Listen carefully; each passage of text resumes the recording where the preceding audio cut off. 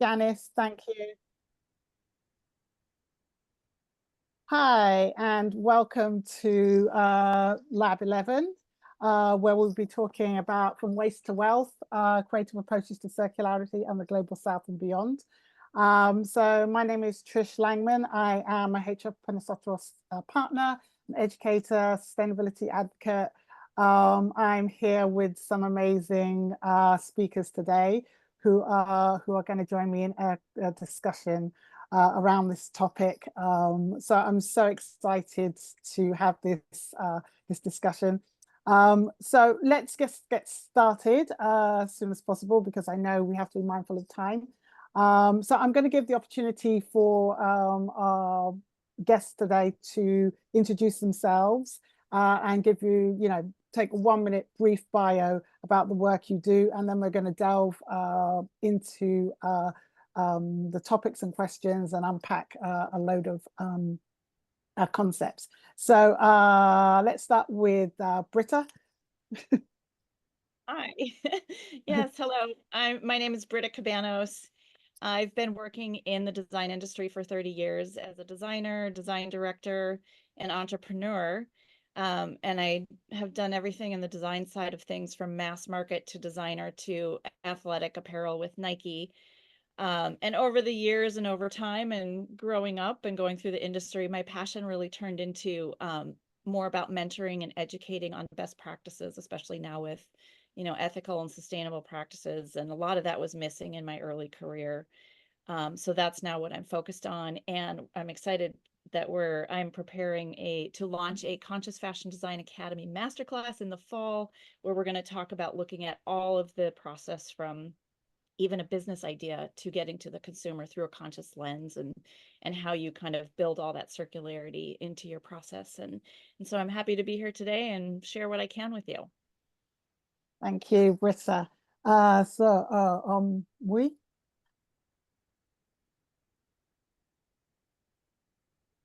Are you gonna go? Omowunmi? Who?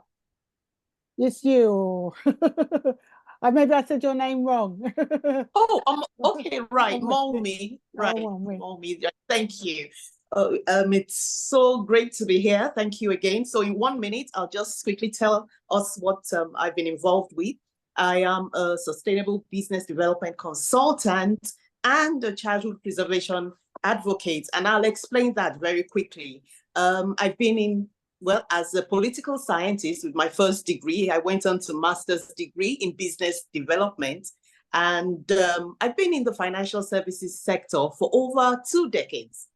Alongside, I also am a social entrepreneur working with children and training them physically and online.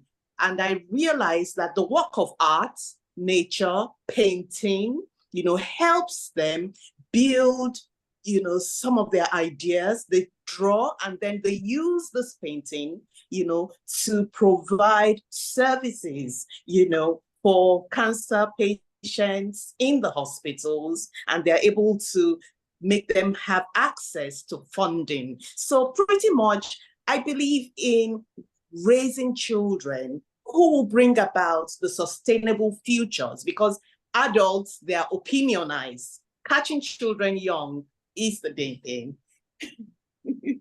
Thank you so much. And on to Pauline. Yeah, thank you, Trish. Hello, everyone. I'm very pleased to be here. And I agree, we need to invest in a new generation. I have 2 boys at home, and I know that when we talk about gender equity, it's about investing in them as well. Super excited to be here today. My background is in international development. From a very early stage, I was passionate to make a change, as all of you tonight.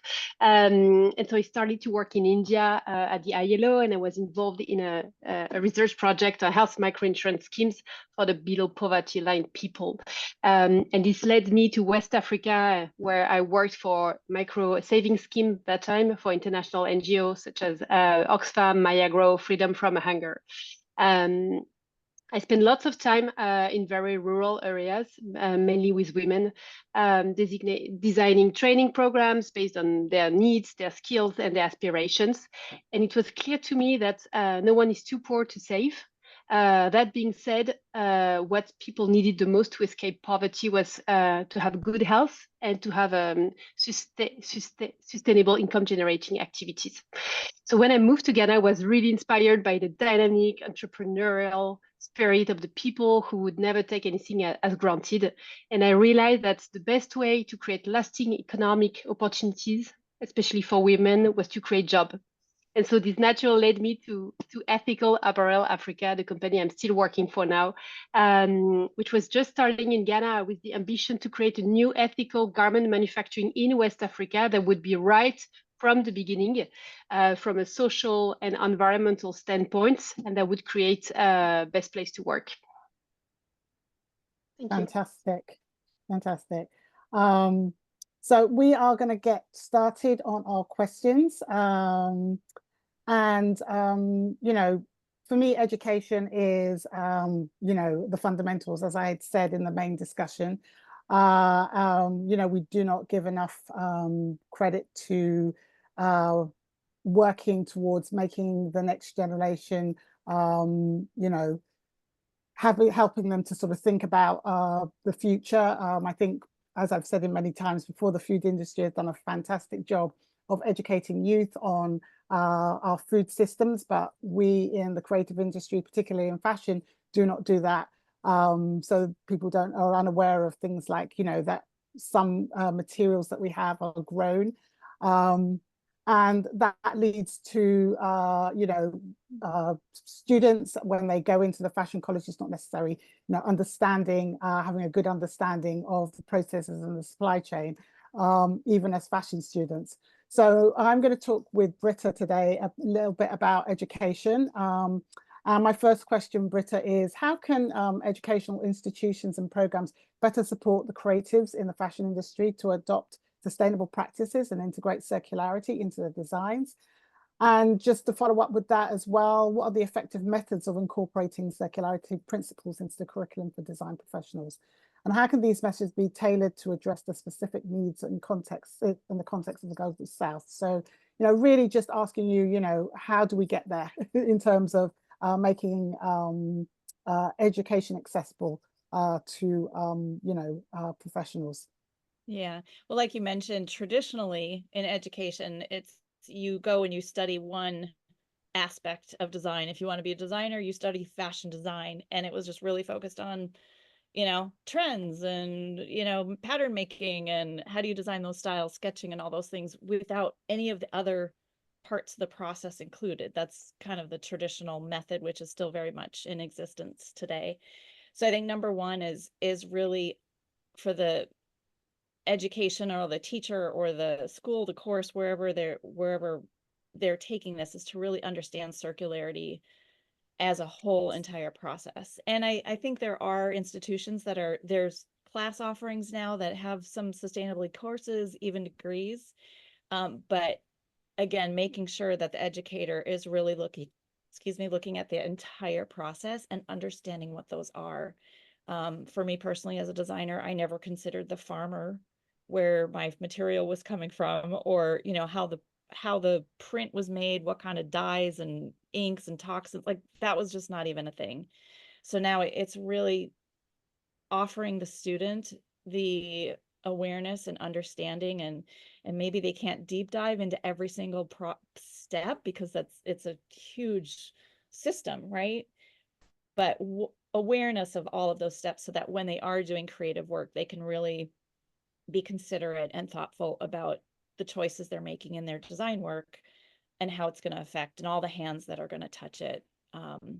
So that would be the goal, I would say, and really explaining circularity, explaining all the steps involved and looking at it from the big picture, like the big process at least, so they have that awareness of what their product's going to go through and yeah, all the hands that it's touched. And the second part of your question? Yeah, so, yeah, the challenges. So, you know, yeah, So yeah, what I was talking about really was effective methods of incorporating circularity principles into the curriculum. So, you know, how do you get those into the curriculum? And I know through things like your platform, obviously, our toolkit, we are trying to, because educational doesn't traditionally have to sit in a university setting, it can be with the digital age and innovation, it can be on a, you know, it can be something that's accessible through the web. Right. Yeah, you know, so I think, you know, that's where, you know, I feel like, you know, I mean, I love the fact that you talked about the holistic view that we need to do in terms of education as well. Yeah, I think there are so many opportunities out there now online, and anyone around the globe can participate. It's much more inclusive than it used to be. So even if you are a student at a regular university, there's plenty of opportunities for you to learn more online. You know, there's tons of sustainability courses, and that's kind of what drove me to work on this Conscious Fashion Design Academy is we are looking at that whole picture from, and it doesn't have to be just the designer. You know, there's so many people involved, the merchandiser, the sourcing person, the production manager, you know, the textile person. So how can every one of those get the knowledge and learn and understand the process, so that even if they're not designing, they understand their role within that process. And I like to use the metaphor of you're sewing it together. There needs to be a thread that goes to every single person along the way. Love that. And yeah, through online courses, you know, take the time to find something that you don't know. Like if you don't know how the material is made, you know, you can find that information. You can understand the seed, the farmer, where it's coming from, and try to implement that into your own process. And again, and another part of it is transparency too, is making sure that who you're working with or who you're learning from is being transparent. And because there's, you know, there's a lot of challenges and there's a lot of bad stuff in the industry. But if you're aware of those and can figure out and learn how to balance, you know, because it's not going to be perfect right away. There's still going to be polyesters used. There's still going to be, you know, all those things, but understanding and learning and finding those opportunities so that you can take your part and do the best you can within your role. Okay, we're going to have to, just round it up a little bit, but I love what you were saying. It's so important. But yeah, all of those things, I think that, you know, are fantastic. You know, thanks for all of those insights. I mean, I love that fact that weaving the thread is so cool. Yeah. Omowunmi, you. You covered it well. Thank you. Yeah. You got it. I know that you've talked a lot about you know, working with children, but also Indigenous communities. So I just want to ask you about traditional knowledge and practices in Indigenous communities, how they can be integrated into circularity strategies within the fashion industry, particularly in the Global South, and some of the key challenges in educating and engaging business policymakers about the benefits of circular systems and how we can leverage the insights from Indigenous wisdom to overcome, you know, the challenges and obstacles. So just that integration of Indigenous knowledge, where does that sit in terms of, you know, making circularity more accessible? Okay, fantastic. So that's a double barrel question that you've asked me. And because I'm a systemic person, as a political scientist, we've done a lot of systemic thinking, and into every process we go into, we believe that we're supposed to set up systemic ideas, systemic thinking in various ways and initiatives that we get involved with. For instance, you know, I stay around a traditional economy, indigenous economy, who suffer from my immigration issues and challenges. Now, they seem to have a lot of ancestral knowledge, you know, and a lot of economic models that are embedded in their ancestral knowledge, but the government does not recognize them. Now, there are different perspectives I'd quickly like us to look at when you're considering integrating, the traditional, the indigenous, and, the likes with the modern secular, trends or strategies.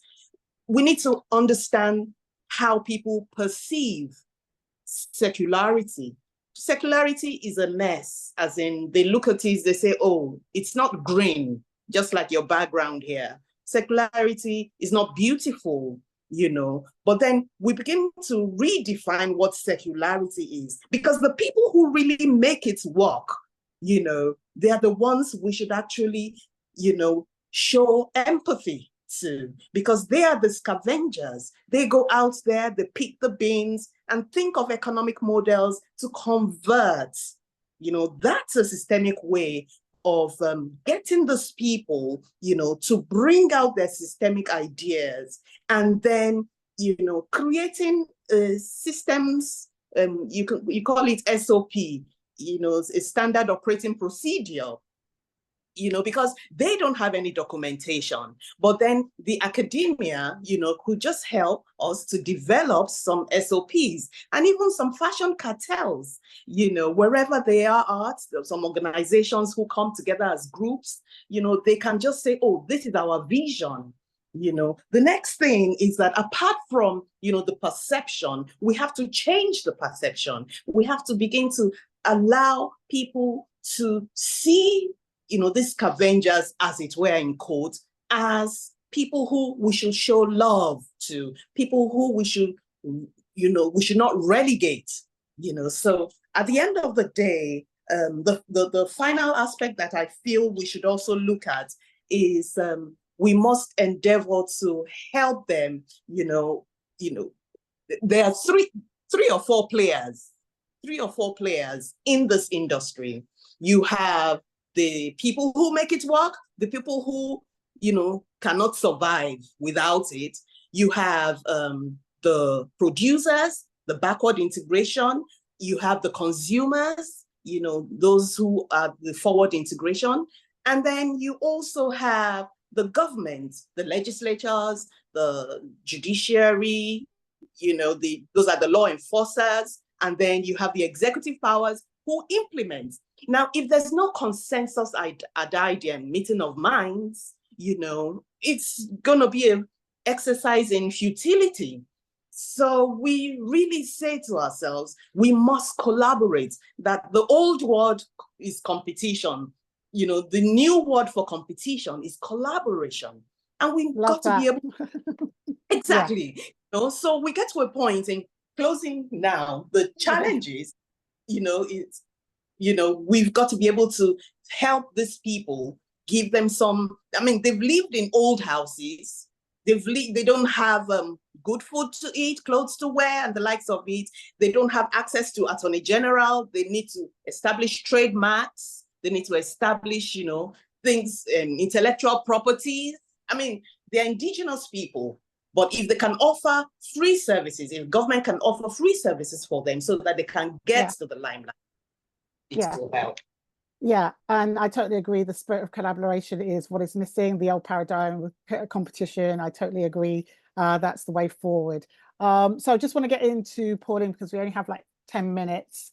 But I really do, I'm so excited. For those of you who don't know the Ethical Apparel Africa, the work they do is amazing. So Pauline, I just want to ask you that you emphasize creating sustainable jobs and empowering women in the garment industry. Can you share how your approach to gender equity, equality, such as training women in high skill areas and increasing their representation in management, has impacted the overall productivity and success of your operation? Yeah, sure. To give you an overview, we have 75% of the workers who are female at the factory, and 75 5% of the people who are below 29. So we have young and female operators. But in the apparel industry, and Britta knows that very well as well, we have the norm being like female operators and male managers. So we really wanted to challenge that statu quo. And so that's something that have been important for us to make sure that we were building the skills of female into a male-dominated role. So we have had amazing women who stood out as like cutters, digital pattern technicians, mechanic, that were not considered as like a decent role for women or just a role they could like consider for themselves. So it was so impressive to see them grow, and so empowering women was one thing, making sure that we set also models for other women to look at. So we have made sure that we had a gender equity into managerial position, and that's something that we have achieved in the last couple of years, and we are very proud of, and we want to go beyond. Why not having like 60% or 70% of the managers being females? Because it changes the tone, it changes about what we consider as being key priorities. We thrive for operational excellence, but we also want to create the best places to work for the workers and for females. So if we have female leaders who can share what it is to work during menstruation, what is it to work when you have been sexually abused. So that's the holistic approach, and that's something that was mentioned. We need to have a holistic approach, making sure that we take into consideration what matters for people. And so we also made sure that beyond the technical skills, the leadership, we also had a workers committee who are democratically elected to represent their peers. And that's something that we have monitored over time. So we have partners, for example, with the Levi's Foundation and the Harvard University on a well-being program for the last 2 years, piloting what worked well and what didn't work well from mental health, physical health, well-being, job satisfaction. It was very interesting to see a positive trend over time, with 88% of the people saying that they were proud of their work. 88% loved the job and felt that they were safe at the workplace. So that's the type of initiative that we have closely monitored, because we wanted to adopt an evidence-based approach while putting women at the center of the approach. I love that. Absolutely love that. And just to follow up, circularity is the core principle of transforming waste into wealth. How has the Ethical Apparel Africa integrated circular economy practices into your operations, and what are the innovative approaches? I mean, I know you touched on that just now, that you found most effective in creating sustainable and circular supply chain in the fashion industry. Yeah, that was part of the equation from day one, having that social approach, but also that environmental approach. And we can't deny the negative impact of climate change and extreme heat. And that's something very tangible, and we've seen like a disaster in Bangladesh, but that's also happening in West Africa, and I'm sure Latin America is affected as well. So at the factory, we have what we call environmental management system that are compliant with ISO 14001, that assess energy consumption, water use, water waste, fabric waste, recycling. So based on that, we have set KPIs to make sure that we are monitoring that over time. And so in terms of waste, we have created a waste segregation task force that was led by women, once again, to segregate food from fabric, from plastic, from glass, etc. What we've been able to recycle so far was plastic. And so we are not there yet, right? So that's why we've been working very hard on building ecosystem and partnership with other key players. So for instance, we've been partnering with Arosha to recycle fabric. We've also been in close touch with the Earth Foundation and the amazing job that Liz, the CEO, is doing in terms of raising awareness around waste. To give you a figure, in Ghana, every week we have 15 containers coming with second-hand clothing that are flooding, and 50% of it ends up in landfill. That's a disaster. It's like destroying the local economy, and from an environmental perspective, that's awful. So we've been partnering, and we feel that we can't achieve that on our own. So from a broader ecosystem ambition, we really want to engage more into circular economy, and we've been also in touch with players such as Awesome Tex They are recycling textile fiber leading startup. And so they are going to show how this works. Britta was referring to the thread and all the pieces that come together. But when we think about how fabric has been made and what is useful to make a garment, we try to analyze what role we can all play in making sure at the end of the day that we can disassemble fabric and recycle, upcycle. Fantastic. Yeah, we've been told we've got a little bit more time, so which is great, because I want to open it up. And also, yeah, just wanted to introduce Janice, who has been the puppet master behind it today. And she and her own says she's so knowledgeable about biomaterials and a load of other things around sustainability. But want to open it up to all of us to talk about some other questions. So one of the things, you know, I want to talk a little bit about localization. I know all of you talked a little bit, touched on it, Pauline, but how can local communities in the Global South be more effectively engaged and empowered to participate in the circular economy initiatives and to ensure that these efforts are inclusive and equitable? What I mean by that is, you know, a lot of, you know, working locally, sometimes there's a disconnect with what is actually going on in the business world. You know, how do you engage local people to make them understand that the resources are there for them to make a sustainable future, and a sustainable future is actually something that is profitable? How do you engage people on a local level? You know, anybody want to tackle that? Okay. Let me start by mentioning the need to establish, you know, well, cooperation, collaboration, like we earlier said. And it's important, you know, that you figure out what exactly these people want, because you want them to be involved with initiatives, you know, that will be sustainable, as well as ensure that development is inclusive. You know, these are the people who have the ancestral knowledge within them. They have the economic model within, and you want to harness, you know, all of this. So I believe that, you know, coming together and having them, you know, like I said, there's this need to give them, you know, some trademarks, to give them some access to intellectual property and stuff like that. Because if we don't, it will look as if we're kind of overlooking, you know, and they're being underrepresented, you know. Yeah. Now, that's not what we want to do. So we believe. Yeah, and I totally agree with that. I was just thinking about, you know, going, you know, deep rooted, you know, getting people who maybe, like you said, at an earlier age when we talked about education, but also how do you get women who probably are marginalized, disenfranchised in the community interested? I mean, do you go out there as a entity that comes into the community and actively get the women? Yes, involving the youth, the younger generation, you know, they have speed on their feet.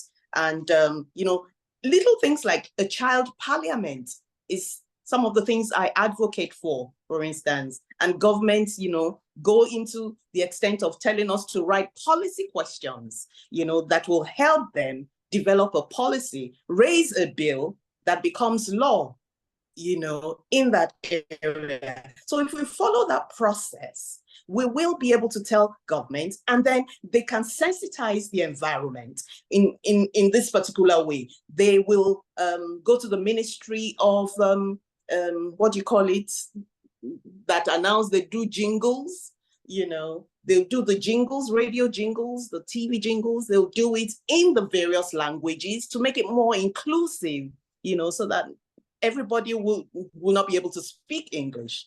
But then if you do the orientation in their languages, then they'll be able to understand, you know, how to get these initiatives rolling in their various and making it inclusive.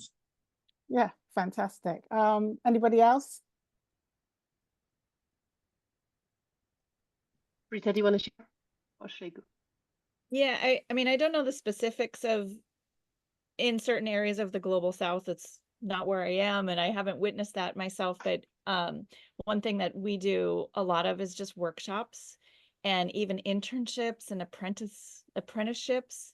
So I was kind of thinking about this and wondering if, you know, in the local areas, whatever the biggest social issue is or whatever the challenges are, would there be a way to bring people together, maybe in, you know, like Omo was saying, within their language, and have a workshop where just starting to educate them and then maybe connecting them with local makers or something where they could do internships if they're, you know, younger youth, and starting to teach them at that younger age and giving them an opportunity to get involved in, you know, whether it's a political side or a manufacturing side or a traditional artisan side, you know, as a way that they could connect to someone who's doing that and they can learn alongside them, so that the future, you know, when they go into the future of this within this market, you know, they've got that opportunity to learn those skills.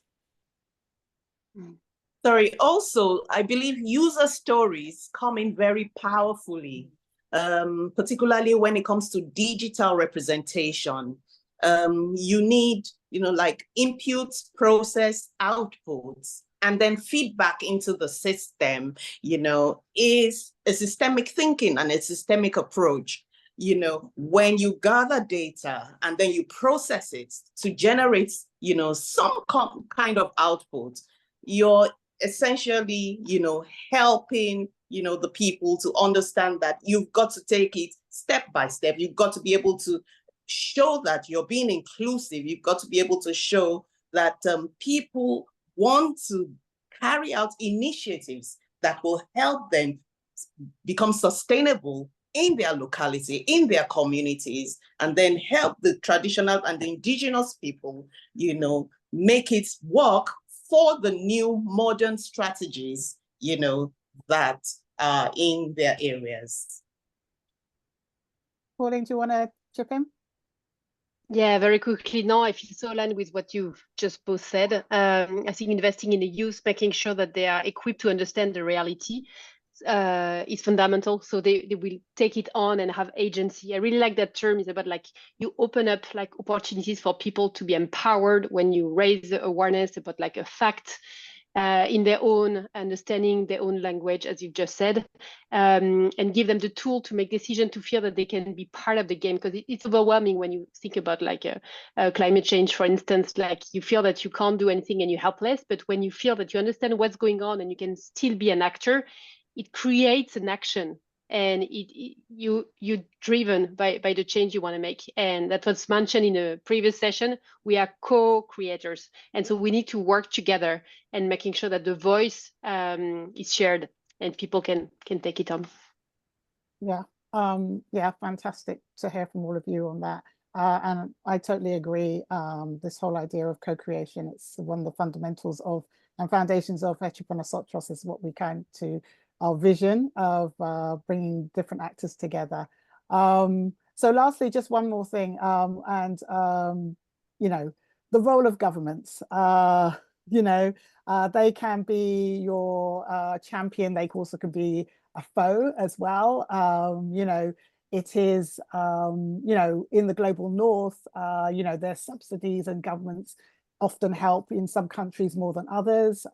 Europe, we have a lot of government subsidies around anything around circularity, and they're making strides within policy.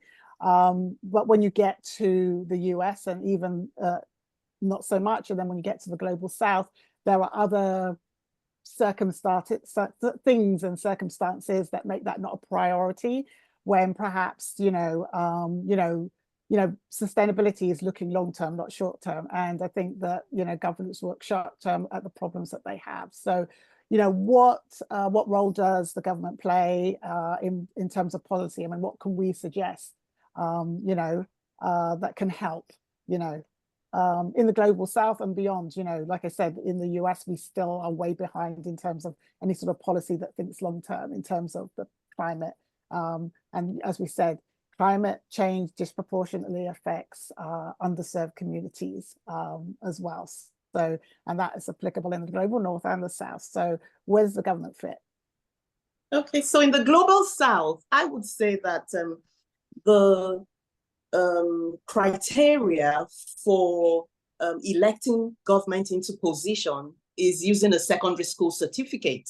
And we've been clamoring to up their game, because not a lot of government representatives are so knowledgeable in sustainable development and the likes. So they can either make or mar a community, a society, once they are not knowledgeable about it, because they cannot share knowledge, they cannot co-create.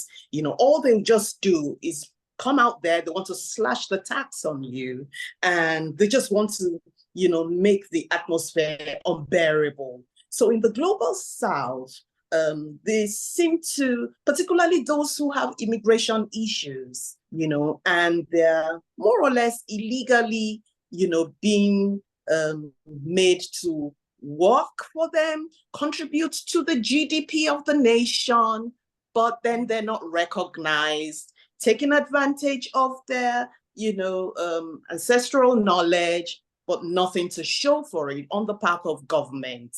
And I believe it's time, they begin to consider how their economic model should be entrenched into the society and look for some way, of erasing the immigration problems, that they have, because they can't just be benefiting from them. And the economy, GDP is growing higher, and they don't want to do anything about it. That's global south for you. Yeah, not sharing them the prosperity really with the government. Does anybody want to sort of tackle, ways that we can engage the government? What would be, we want them to have policies and incentivize the people to think sustainably, and that includes everyone in the supply chain, from farmers to retailers. How do we get that engagement? Maybe just add a comment on that. I agree that we need to have everyone around the table. It's been interesting to see at the European level that I see more closely all the recent regulation, like the corporate sustainability due diligence directive and the CSRD. It's like showing the way, but one country wouldn't have been able to take the first move. So I think at the European level, they have been able to agree on standards and push the whole supply chain for the next stage. So it won't be just about like the statu quo, it will be about reporting and then raising accountability. And that's interesting what Britta said about transparency. I think that beyond transparency that we won't be able to reach in an early stage, at least traceability is important. And I think that in order for everyone to be aligned and make sure that governments are also incentivized, we need to create a marketplace where if that's about like disclosing data around workers, the raw material that has been used in China, for instance, they need to see that they will be incentivized, like in a marketplace, when they disclose data, like where was the cotton produced, who were the workers, what were the social and labor conditions, and you are rewarded for the data that you are sharing. And so we need to have like auditing companies, suppliers, tier 1, tier 2, tier 3, the brands, and also the regulators. Otherwise, everyone will be worried to take this first step because it's risky. And so I think it's important to create those frameworks. So that's also something that we are working on, and that's at the whole supply chain level. Otherwise, it's minimal. Yeah, that again, that holistic approach. And like I said, in America, it's just New York that's the only person who's taken that initiative. But we're going to wrap up here today. We've got like 1 minute. I just want to thank everybody for being here. It was really fantastic conversations, short, but I think there was a lot of information for people to take away from here, just looking at the educational perspective, you're looking at Indigenous and others. So thank you for today. Back to the breakout main room. Bye-bye. Thank you, everyone. Thank you. Thanks. I'm gonna leave. It's 8:30 p.m. So Okay, thank you good all. night. Yeah, take care. Bye-bye. Let's be in touch. I will be keen to connect. Bye.